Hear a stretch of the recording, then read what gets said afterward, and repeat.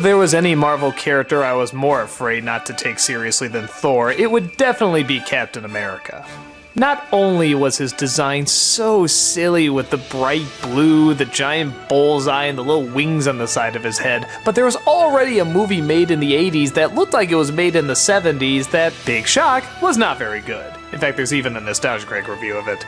So once again, I was a little hesitant to see what they were gonna do with this. But luckily, once again, they turned out a pretty good product. Captain America starts off as a wimpy little soldier, conveyed through some pretty impressive computer-generated effects. Not to say it's flawless, but you gotta look really hard to notice. His goodwill and courage convinces everybody that he'd be perfect for a new experiment. One that could lead to a league of superhumans that could stop Hitler and his Nazi thugs. He agrees to the experiment and gets turned into a beefcake. But the scientist is killed, thus he's the only super soldier there is. One of the problems though is that nobody knows what to do with him. He's seen as a hero to many, so rather than actually put him in combat, they just kind of put him in advertisements.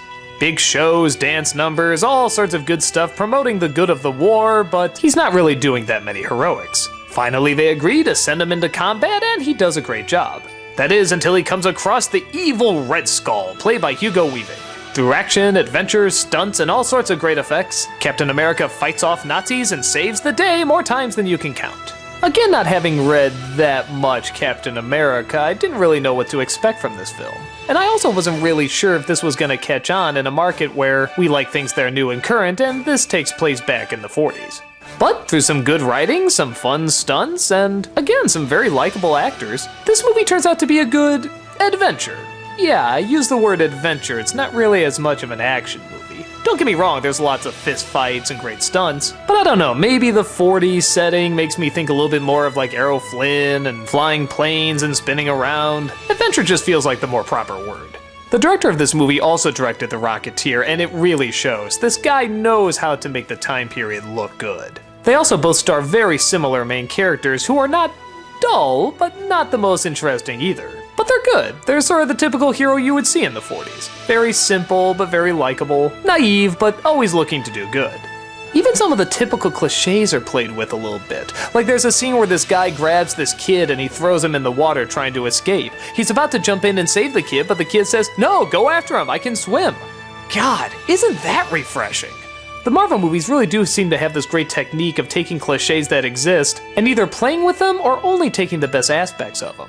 The ones most people are tired of, they kinda say, yeah, we're not doing that.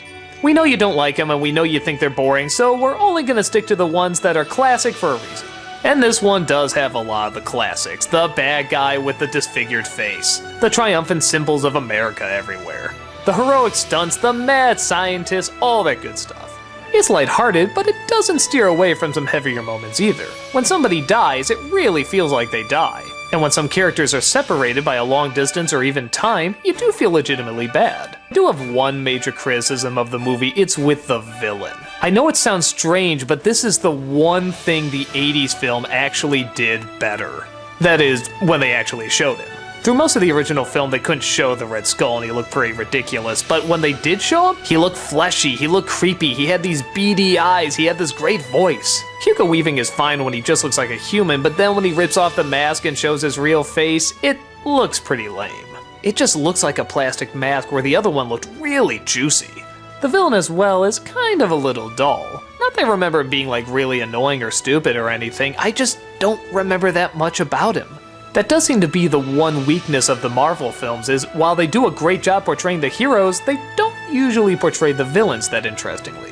I remember Red Skull was a big bad guy, like this was a really intimidating villain. He was the one Captain America always fought. Here, he's just kinda like any bad guy you see in any other movie. Not insultingly bad or anything, just kinda standard. And part of a hero's journey is how intimidating the threat is that he's going up against. So if the threat isn't that intimidating, you don't get as invested. But like I said, he's not horrible, just not anything that great. But honestly, much like Thor, this was a film I didn't think they could really do. I didn't think anybody could take Captain America seriously, but watching it, I actually found myself doing okay. It was clever that they just painted the wings on the side of his helmet. It was clever the changes that they made to his outfit. And it's even more clever that in future movies they would update the outfit to fit the rest of the Avengers. This is a Marvel movie that you can tell is kind of a segue, but unlike Iron Man 2, it feels more natural. It stands on its own as a good movie. It has a good beginning, middle, and end. It has a good journey.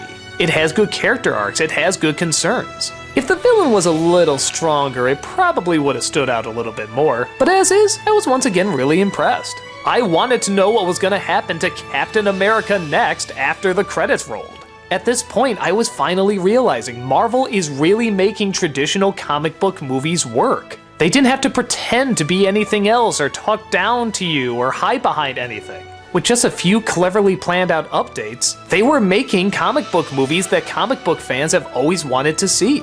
And even better yet, they were giving a wider audience comic book films that they didn't even know they wanted to see. These films were showing why these stories were successful, why people got into them, why they were worth making movies about. Again, I'm not gonna act like this was the greatest one or anything, but it is the point where I realized if you truly embrace a world and an environment, you don't need to make as many changes as you thought. And with the end credits advertising that the next big movie was gonna be the Avengers, the ultimate cement of Marvel's staying power was about to take place.